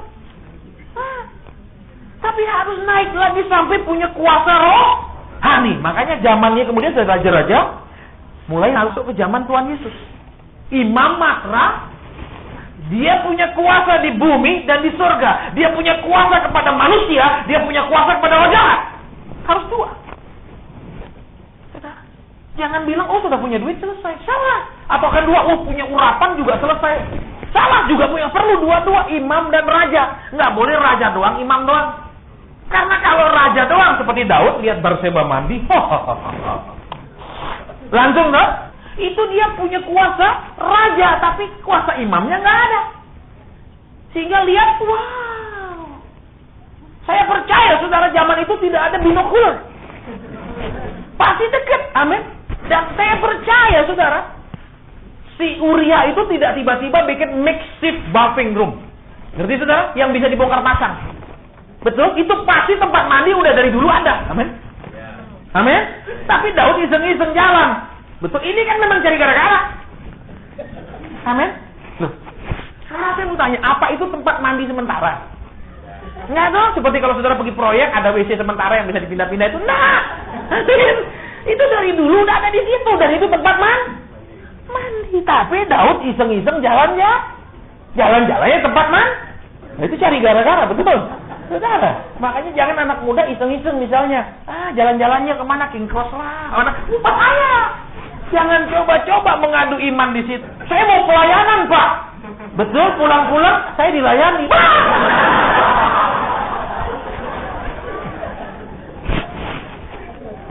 Jadi kembali ke sini apa? Kita harus masuk hidup di masa seperti Tuhan Yesus, imam dan raja. Dua. Jadi apa? Kita punya urapan secara jalan rohani. Setan-setan disuruh pergi, juga punya urapan secara raja. Karena kalau salah satu aja punya, hancur hidupnya. Ya, saya sering sampaikan contohnya Bileam. Bileam urapan nabi kuat, tapi dia nggak punya. Sehingga waktu Balak bilang, kasih duit, dia nurut Balak. Rusak urapan nabi. Makanya juga mesti dua Makanya saudara perhatikan, Abraham suksesnya dua-dua, amin. Secara rohani dia benar, semakin benar di mata Tuhan, amin. Secara jasmani dia semakin diberkati. Loh, iya apa ya? Jadi saudara dan saya mewarisi janji Abraham. Jadi dua-dua. Oke, sekarang kita akan lanjut. Ya, kita akan masuk sekarang di sesudah saudara dan saya dipanggil Tuhan. Sekarang prosesnya saudara dan saya mau diapain sama Tuhan? Waktu Tuhan memanggil para murid, ya, lihat. Murid-murid melihat apa? Orang buta melihat. Amin. Amin. Terus apa lagi? Orang lumpuh berjalan. Ya, terus apa lagi? Orang lapar dikasih makan. Betul? Di awal saudara dan saya dipanggil Tuhan, saudara akan mengalami yang namanya masa saudara diperlakukan seperti bayi oleh Tuhan. Saudara minta ini dikasih, saudara butuh ini dikasih. Pasti saudara yang baru percaya Tuhan itu mengalami. Baru bertobat pasti ngalami banyak cerita. Saya butuh ini ada, saya begini. Itu biasa. Itu memang karena masih diperlakukan seperti bayi. Bayi ngoek nggak dibilang belum jam ngoek tahu? Nggak ada kan? Terus apa lagi saudara perhatikan? Waktu ibu mertua Petrus sakit, Tuhan datang. Nggak pernah dikatakan Petrus minta Tuhan sembuhkan mertuanya. Amin. Tapi Tuhan tergerak menyembuhkan mertua. Betul? Betul. Karena kenapa? Kita nggak tahu mertua Petrus baik atau tidak. Amin. Loh, iya apa ya? Kita nggak tahu namanya juga. Amin. Tapi Tuhan yang tergerak mungkin buat Petrus sudahlah mati daripada bikin beban. Amin. Kita nggak tahu. Saudara jangan pikir apa begitu diterima sebagai menantu mertua pasti baik. Belum tentu. Amin. Kok diam? Yang jadi mertua merasa tersinggung. Belum kan? Tentu saya ketemu orang datang konseling ke saya nangis-nangis kenapa? Seorang ibu. Dia menikah sama seorang cukup kaya. Sementara dia, keluarganya, bapaknya sudah mati. Ya ibunya keluarga biasa lah. Ya keluarga ini. Sementara suaminya keluarga orang sangat kaya. Saudara. Terus keluarga ini mencurigai si perempuan ini kok mau sama. Lu kok mau sama anak gua? Lu mau apanya? Dalam kondisi hamil tua. Disuruh cuci mobil. Nangis dia, saudara. Sambil cuci mobil dia percaya itu air matanya lebih daripada kit, fungsinya lebih kilat. Amin. Makanya mertuanya sering suruh dicuci mobil. Kenapa? Karena mertuanya merasa apa? Kita keluarga kaya, lu keluarga miskin, kau mau? Lu pasti mau harta. Disiksa, saudara, bertahun-tahun. Ya, makanya jangan pikir nikah sama anak orang kaya bersyukur. Tapi bersyukurlah kalau nikah sama orang kaya memang dia si mertua didiagnosis kanker stadium 4,5. Dia tuh kenapa? Tenang tuh lagi sebentar, amin. Langsung nyanyi besar anugerahmu. Iya, terima kasih Tuhan buat waktu yang dipercepat. Loh, daripada punya mertua yang sehat kan susah. Periksa semua baik, kolesterol enggak, semua enggak. Wah, sihnya masih lama. Ini yang enggak hidup bener loh. Kalau yang hidup bener enggak, men. Oke, sekarang lihat. Ya, di awal saudara dan saya menerima panggilan, Tuhan akan langsung menjawab. Enggak tunggu lama memberi, enggak pakai pergumulan berat mengadakan dan segala macam. Tetapi kemudian yang kedua, ini yang saudara dan saya harus waspadai, ya. Karena tidak semua orang Kristen ketika Tuhan bertindak, masukkan mereka ke level 2, mereka lulus baik. Buka Alkitab kita dalam Injil Lukas pasal ke-24. Saya akan bacakan mulai ayat ke-21. Iya. Lukas 24 ayat 21. Padahal kami dahulu mengharapkan bahwa dialah yang datang untuk membebaskan bangsa Israel, tetapi sementara itu telah lewat 3 hari sejak semuanya itu terjadi. Ayat 22, tetapi beberapa perempuan dari kalangan kami telah mengejutkan kami. Pagi-pagi buta mereka telah pergi ke kubur dan tidak menemukan mayatnya. Lalu mereka datang dengan berita bahwa telah kelihatan kepada mereka malaikat-malaikat yang mengatakan bahwa ia lihat. Saudara, waktu murid-murid ikut Yesus, kemudian apa? Waktu Yesus terakhir kali kemudian masuk ke Yerusalem menunggang keledai, mereka mengatakan apa? Hosana bagi. Mereka merasa apa? Kita sudah semakin dekat dengan yang kita harapkan. Kita sudah semakin dekat dengan kegenapan janji-janji Tuhan untuk memulihkan Israel. Nah, perhatikan. Ternyata apa? Bukan semakin dekat dengan penggenapan, tetapi semakin dekat dengan keputusasaan. Kenapa? Yesus mati. Saudara perhatikan. Pada saat nanti suatu hari, entah engkau sudah alami atau belum, Yesus yang kau ikuti dan saya ikuti akan seperti mati dalam hidupmu. Saudara perhatikan. Ini yang banyak orang Kristen tidak lulus di level 2 ini. Kenapa? Biasanya saya minta diadakan. Biasanya saya doa dijawab. Sekarang doalah bertahun-tahun, tidak ada perubahan. Mintalah bertahun-tahun, tidak ada jawaban. Kenapa? Yesus mati. Ya. Jadi apa? Jangan menginginkan, jangan berharap saudara dan saya akan diperlakukan oleh Yesus terus-menerus seperti masa baru dipanggil, masa baru bertobat. Kenapa? Kita harus jadi dewa. Coba umur segini disuapin, nyaman enggak? Coba ini anak-anak laki misalnya, ya, pas pergi sekolah pamannya datang bawain bawakan itu lunchbox. Sini duduk tak suapin. Malu enggak? Malu enggak?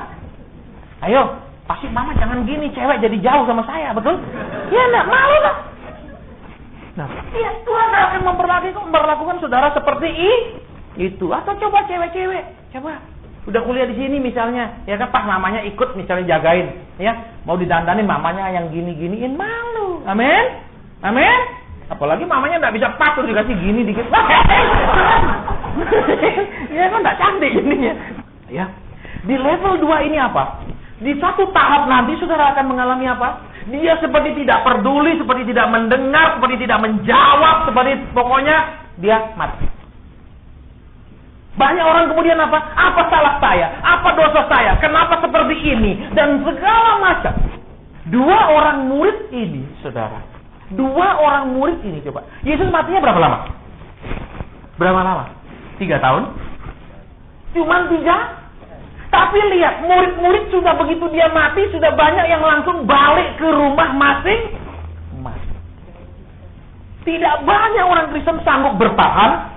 Tidak banyak orang Kristen tetap maju ketika dia mengalami Yesus yang sedang mati. Banyak kemudian, oh kalau gini gue gak jadi Kristen lah. Bayangannya jadi Kristen itu semua terjawab. Semua serba mulu setiap saat. Seorang tentara, ketika dia dilatih, dia harus mengerti dia akan menghadapi peperangan. Betul? Betul? Alkitab katakan ketika Tuhan memilih saudara dan saya, Rasul Paulus bilang apa? Rasul Paulus bilang apa? Prajurit. Betul? Surat Timotius itu bilang kita ini prajurit. Iya. Jadi apa? Jangan memikirkan habis ini ongkang-ongkang, habis ini hidup enak. Nah, karena kesalahan gereja mengajarkan sesudah orang jadi Kristen mesti hidup enak, maka umat Tuhan sulit didewasakan. Saya masih ingat, saya dibaptis, saudara, waktu saya kelas 2 SMP. Ya, kemudian saya kerja sekolah, kemudian kuliah. Pada saat saya dipanggil oleh Tuhan melayani, saya tidak mau. 8 tahun saya bertahan tidak mau masuk pelayanan. Karena kenapa? Dari mimbar saya selalu diajar, engkau ikut Yesus, kuliahmu berhasil. Engkau ikut Yesus, pekerjaanmu berhasil. Jadi apa? Yesus ikut engkau terus. Amin. Jadi begitu saya harus ikut Yesus yang namanya benar-benar ikut, saya menolak. Saya katakan, Tuhan yang mana ini? Tuhan yang saya selama ini sudah diajar di gereja saya, gereja yang selalu pakai bahasa roh setiap saat, adalah Yesus ikuti saya. 8 tahun. Saya menyebut dia Tuhan, tapi saya tidak izinkan dia ngatur hidup saya. Saya menyebut dia guru, tapi saya jarang mau belajar. Kadang saya ngajar dia. Tuhan buatlah begini dalam hidupku. Tuhan gini. Kita yang pintar ngajar, betul? Di level 2 ini murid-murid banyak balik ke rumah masing-masing. Ayat 22, tetapi berapa perempuan dari kalangan kami telah mewujudkan kami, pagi-pagi buta mereka telah pergi ke kubur dan tidak menemukan Lalu mereka datang dengan berita bahwa telah kelihatan kepada mereka malaikat-malaikat yang mengatakan bahwa ia di level ketiga. Sesudah Yesus mati, hilang harapan kita, nggak dijawab doa kita, nggak diberikan kebutuhan kita. Saudara, jangan kecewa, karena kenapa? Saudara akan masuk ke level ketiga. Mulai mendengar cerita. Ternyata dia hidup, kata orang. Ternyata dia hebat, kata orang. Ternyata dia menjawab, kata orang. Ya, tetapi berapa perempuan dari kalangan kami telah mengejutkan kami, pagi-pagi buta mereka telah pergi ke kubur dan tidak menemukan mayatnya. Lalu mereka datang dengan berita bahwa telah kelihatan kepada mereka yang mengatakan bahwa ia hidup. Sesudah saudara dan saya lihat, tidak menemukan Yesus yang hidup, Yesusnya mati, doakan anak untuk berubah, sudah 5 tahun nggak berubah, malah tambah jahat. Misalnya, doain suami udah terlalu lama, 10 tahun, 20 tahun nggak pernah berubah. Sekarang ada kabar, kesaksian orang lain. Saya doakan suami saya, dia berubah. Saya doakan anak saya, dia berubah. Saya berdoa buat kebutuhan saya, Tuhan tolong. Kayak gitu ceritanya. Lihat ayat itu. Mereka mendengar bahwa dia hidup, tapi mereka tidak melihat dan tidak mengalami. Nanti di masa yang ketiga, saudara akan melihat apa? Saudara akan dengar kesaksian. Orang diberkati, orang diangkat, orang digini. Saudara dengar doa.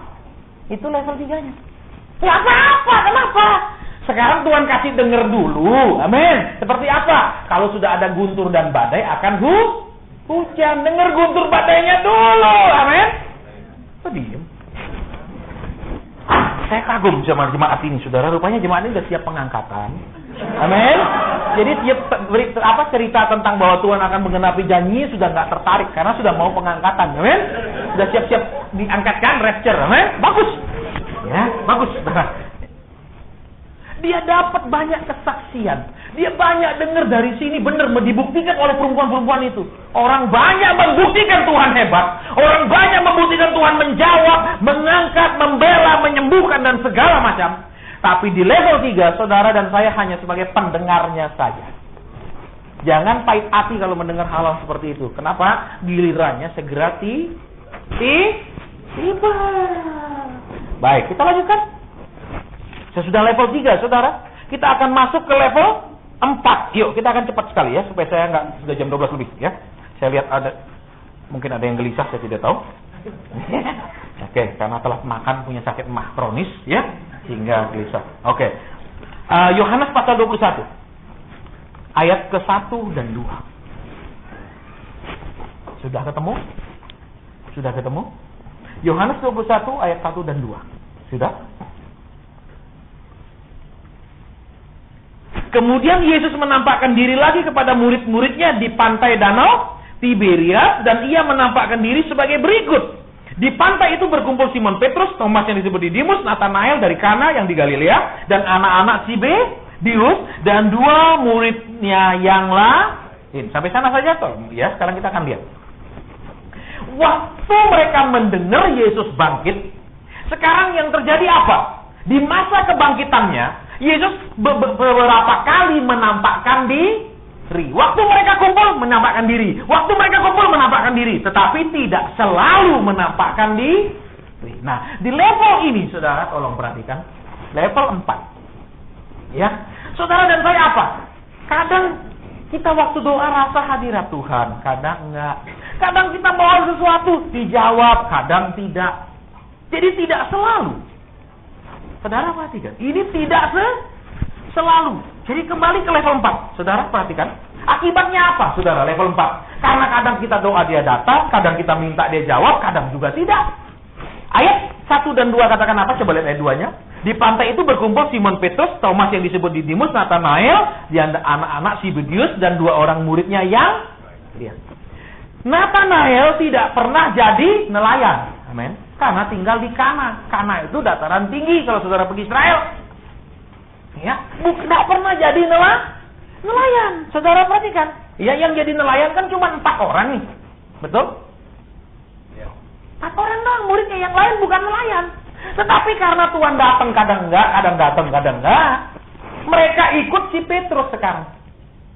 Pergi mana? Petrus kan nelayan, kembali jadi nelayan. Ya, yang lain-lain ikut-ikutan adu nasib belajar jadi nelayan.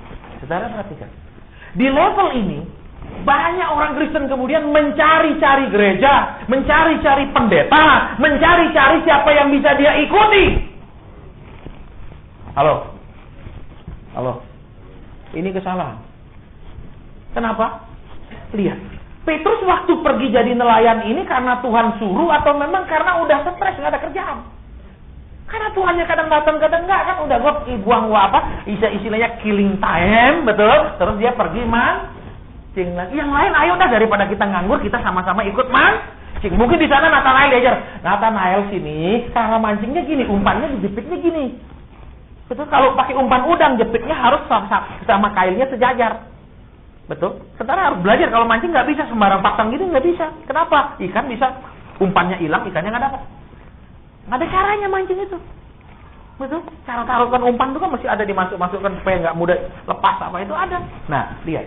Di sini apa level ini?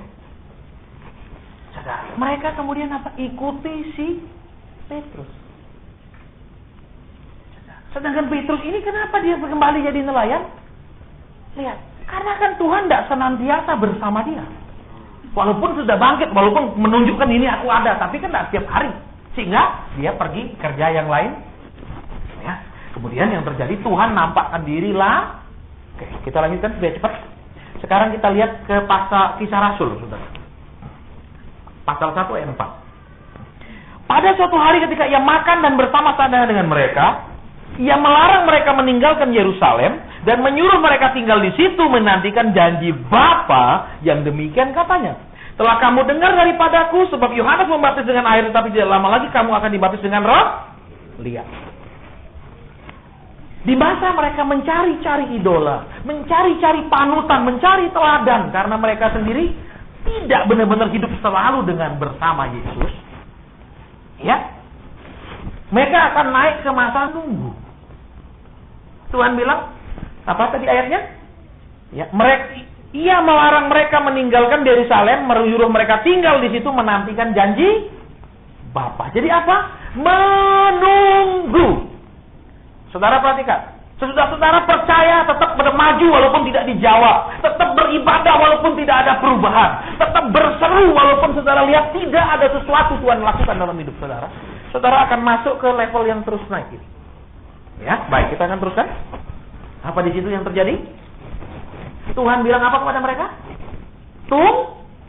Dan cilakanya Tuhan tidak bilang tunggunya di mana, berapa lama, cara nunggunya, nggak ada semua. Sehingga apa? Waktu Tuhan naik ke surga, Alkitab catat ada 500 orang yang mengantar dia, menyaksikan dia naik ke surga di Bukit Zaitun.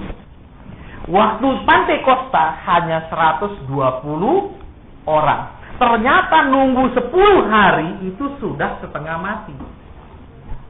Lihat, berarti apa? Seluruh sejarah Alkitab mencatat terlalu banyak orang bisa hidup taat, hidup beriman, tapi suruh nunggu terlalu banyak nggak lulus. Contohnya orang yang tidak menunggu. Kitab Kejadian mencatat Lot tidak menunggu tanah yang mana yang akan Tuhan tunjukkan menjadi warisan. Dia pilih sendiri lembah Yordan. Betul? Abraham jalan terus sampai Tuhan bilang ini tanahnya. Abraham sampai menunggu sampai Tuhan bilang ini. Amin. Amin. Betul? Lihat. Lot tanahnya subur. Kemudian sesudah dia keluar dari Sodom Gomora menjadi Mr. Flintstone tinggal di gua. Amin. Karena semua hartanya dia tidak sabar menunggu. Kemudian saudara perhatikan, Gehazi yang dididik oleh Elisa untuk menggantikan dia menjadi nabi, tidak sabar untuk punya duit. Elia mengangkat Elisa, memproses Elisa itu 18 tahun. Kemudian dia diangkat menggantikan Elia. Elia mendidik Gehazi untuk jadi nabi. Saudara perhatikan, tetapi Gehazi nggak sabar untuk punya duit. Sehingga waktu Naaman sembuh, Gehazi pergi minta duit. Sementara si Elisa bilang jangan diterima. Betul? Tidak sabar untuk punya duit. Kemudian saudara perhatikan lagi orang yang tidak sabar di Alkitab. Daud pernah tidak sabar. Sesudah dia dikejar-kejar siang dan malam oleh si Saul. Pernah suatu hari di gua dia ingin membunuh. Dia pernah mau kasih pelajaran sama Saul apa? Kalau aku bisa potong itu ujung jubahmu, lehermu juga aku bisa potong. Betul? Tapi berdebar hatinya, dia batalkan semua. Ketidaksabaran. Lihat, ya. Yudas waktu pegang duit, dia nggak sabar untuk diberkati duit, dia curi-curi duit. Nanti saudara perhatikan di Kisah Rasul, ya. Waktu Pantekosta, waktu jemaat mula-mula, di depan kaki Rasul-Rasul semua itu harta diletakkan. Andai kata dia sabar menunggu, dia bisa melihat Tuhan mencukupkan semua, mengadakan semua. Dia tidak sabar. Ini kesalahan fatal. Terlalu banyak orang Kristen salahnya seperti itu. Salahnya tidak menunggu. Dia pikir ngapain nunggu? Semua harus cepat, semua harus terrealisasi untuk jadi ada bukti. Anak muda banyak seperti itu. Betul? Betul? Daripada nunggu keduluan orang. Amin. Jadi siapa cepat dia dapat. Amin. Amin. Akhirnya yang kau dapatkan itu bukanlah tulang busuk. Amin. Tapi tulang busuk. Amin. Saya sering konselingin orang rumah tangga, saudara. Selalu ada datang ada yang nangis. Dan banyak perempuan yang nangis. Tapi saya pernah ketemu lakinya nangis. Karena ini perempuan jantan. Ya, jenis kelaminnya baru ini, perempuan jantan. Kenapa waktu pacaran nggak buka matamu lebar-lebar? Amin. Amin. Kenapa sudah nikah baru buka mata? Betul, kadang saya kesel, saudara. Kenapa? Kadang-kadang udah berantem baru pasien, tolong doakan, jaja. Enakmu. Kenapa? Lu kawin dulu tanya Tuhan nggak? Maksudnya saya minta tanda kalau dia mau berarti dari Tuhan. Loh, kalau dia mau dari Tuhan, kalau dia nggak mau berarti bukan, keliru. Halo anak muda, kok diem? Pak, soalnya kalau punya pacar ada spirit apa? Sembarang. Halo, kok diem gini? Yang tua-tua juga merenung, maksudnya ada mungkin yang bilang, andai waktu bisa berbalik. Nggak bisa. Matahari nggak mungkin terbit di barat, betul? Ya udah, yang jadi pasanganmu tuh terima apa adanya, kekurangan, kelemahannya terima. Amin. Yuk, kok diem? Nah, jadi sekarang lihat Tuhan suruh menunggu. Sesudah mereka menunggu dan menunggu tanpa tahu batas waktu, 10 hari sesudah itu, kan dari kenaikan sampai Pantekosta kan cuma 10 hari. Ya apa ya? Loh, iya apa ya? Cuma 10 hari. Dari 500 orang sisa 120. Yang 380 ngapain nunggu? Saudara lihat. Di pasal kedua dari Kisah Rasul kita melihat apa? Mereka mengalami yang Tuhan janjikan, mereka menerima yang Tuhan janjikan, maka hidup mereka tidak pernah sama lagi. Saudara nggak perlu ngomong saudara beriman sama kebaikan Tuhan. Saudara percaya sama kebaikan Tuhan. Tanpa saudara ngalami, iman saudara nggak cukup kuat. Tanpa saudara bukti ngalami sendiri, nggak akan cukup kuat. Jangan bilang, ya saya percaya nanti. Tapi kalau nggak ada bukti, iman berdasar apa? Tapi kalau saya sudah ngalami, beda. Jadi kembali ke sini saudara akan mengalami apa tadi? Dipanggil. Waktu sudah dipanggil, diproses. Seperti nggak dijawab, nggak ditolong, nggak diperdulikan. Semua, you are on your own completely. He's not there with you. Ya, kemudian setelah itu, saudara akan mulai dengar orang lain punya kesaksian indah-indah. Jangan pahit. Kalau engkau sudah mulai dengar kesaksian orang, sebentar lagi kau akan menjadi saksi juga. Masuk levelnya? Jangan cari idola. Indonesia begitu, saudara. Di mana ada satu gereja tumbuh besar, lagi berkembang. Gereja-gereja itu semua tiba-tiba ikut aliran dia, jadi satelitnya dia. Itu sudah terbiasa di sama semua. Pokok dilihat ada gereja berkembang, semua ikut gereja itu. Semua jadi satelitnya. Dipikir bisa ikut-ikutan berkembang kayak gitu. Nggak perlu, saudara. Ya, terus yang selanjutnya apa? Tunggu. Tidak tahu berapa lama. Tapi yang jelas dia akan melakukan yang dia sudah katakan. Dia akan memberikan yang dia sudah sediakan. Tetapi dia minta kita akan berdoa.